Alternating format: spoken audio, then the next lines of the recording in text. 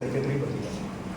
ഞങ്ങൾ എപ്പോഴും കോടതിയിലും പറയുന്നത് വെച്ചാൽ തെറ്റ് ചെയ്തിട്ടുണ്ടെങ്കിൽ അവർ ശിക്ഷിക്കപ്പെടണം തന്നെയാണ് ഞങ്ങളുടെ ഭാഷ്യം.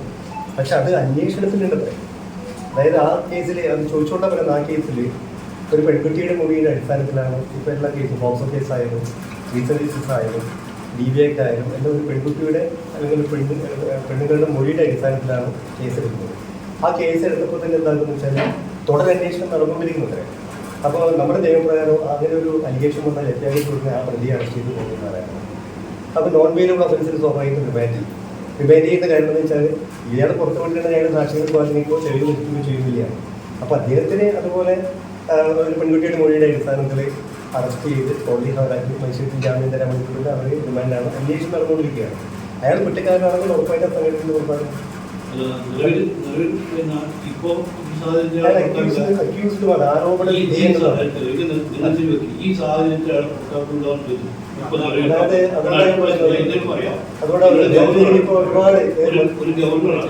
പോക്സോ കേസ്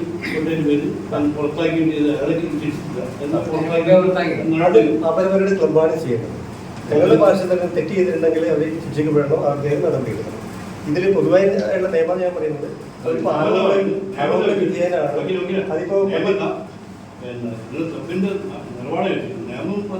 ക്ലബല്ല, ഞങ്ങളുടെ അഭിപ്രായങ്ങളാണ് തെറ്റ് ചെയ്തിട്ട് ശിക്ഷിക്കുന്നത്.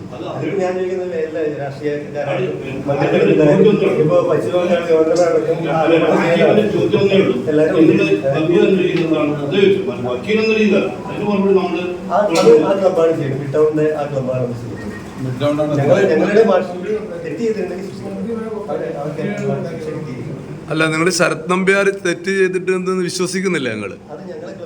അല്ല, ക്ലബ്ബല്ല, ഒരു പൊതു പ്രവർത്തകൻ എന്ന രീതിയിൽ, അല്ലെങ്കിൽ ഒരു നമ്മുടെ സിറ്റിസൺ എന്ന രീതിയിൽ. അല്ലല്ല, അദ്ദേഹം തെറ്റുകാരനാണെന്ന് നിങ്ങൾ വിശ്വസിക്കുന്നില്ല. ആ, ശരത് നമ്പ്യാർ അതിൽ നിങ്ങൾക്ക് അഭിപ്രായമില്ല.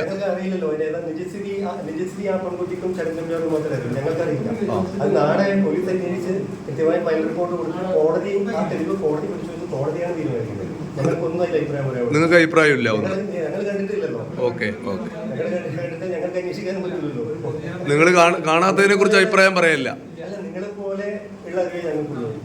നിങ്ങൾക്ക് എങ്ങനെയാണോ അറിവ്? പറഞ്ഞു കേട്ട അറിവാണല്ലോ. ഹിയർസേ എവിഡൻസ്, നോ എവിഡൻസ് എന്നാണ് പറഞ്ഞു കേട്ട അറിവാണ് ഞങ്ങൾക്ക് അറിയുന്നത്.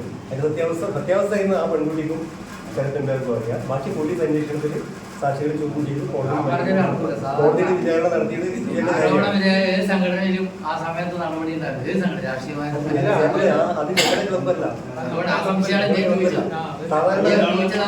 സാധാരണ ചെയ്യേണ്ടത് അവർക്കൊരു ഷോക്കോസിനോട് കൊടുക്കില്ല. ജയിലിൽ കിടക്കുന്ന ഒരു വിശദീകരണം ചോദിച്ചിട്ടാണ് ചെയ്യാം. അവർക്കൊരു വിശദീകരണം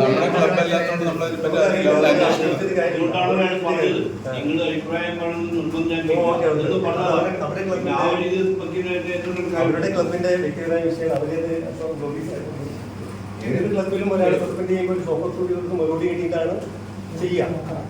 അവർക്ക് അവരോട് ചോദിക്കാം.